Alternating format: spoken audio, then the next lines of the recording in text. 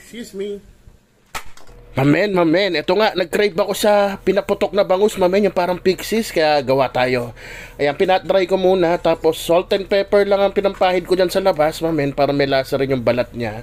Yan, salt and pepper. Tapos sa loob naman, mamen, syempre, lagyan din natin yung loob, mas importante dun. At prepare ko na itong pagbabalutan kasi marami ko ilalagay, baka tumapon, mamen. Ayan, yung mga mahilig dyan sa F.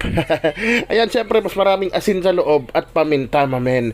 Ito, subukan nyo to, pag gagawin nyo. Yan, Nor sinigang sampalok mix. Ayan. Kung gusto nyo naman, kung wala kayong foil, mamen, huwag nyo na lang patanggal yung kaliskis. Okay din naman yun.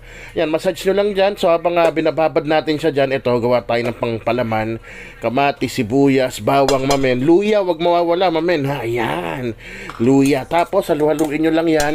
Dadagdagan ko rin yan ng Nor seasoning. Pero kung wala kayo, kahit asin lang, goods na yan. O kaya toyo, mamen, goods na rin yun. At paminta. Ayan, mekos-mekos lang. At ilagay na natin lahat yan, di ba? Ang daming palaman. Kaya pasensya na kayo nung binuksan ko, talagang sabog-sabog siya. Kasi tingnan nyo naman, pinalaman ko lahat, mamen. Ayan, may itlog na maalat pa. Yan, try nyo rin yan. Kung may mayonnaise kayo, masarap din, lagyan nyo. Kumpletong-kumpleto na ang lasa nun, mamen. At kung nandyan, nanonood ka pa, mamen, baka pwede mo naman paki-like and share tong video para naman makarating sa iba ang style ni mamen ng pinaputok na bangus, men. Ayan, di ba? Napakasarap niyan. Kaya naman iihawin ko na, men. Ayan, syempre, sayang naman yung uling, di ba? Kung pinaputok lang lulutuin mo, sinabayan ko na ng barbecue, mamen. Yung barbecue, pang pang tamad. Binili ko yan ganyan na sa SM, mamen.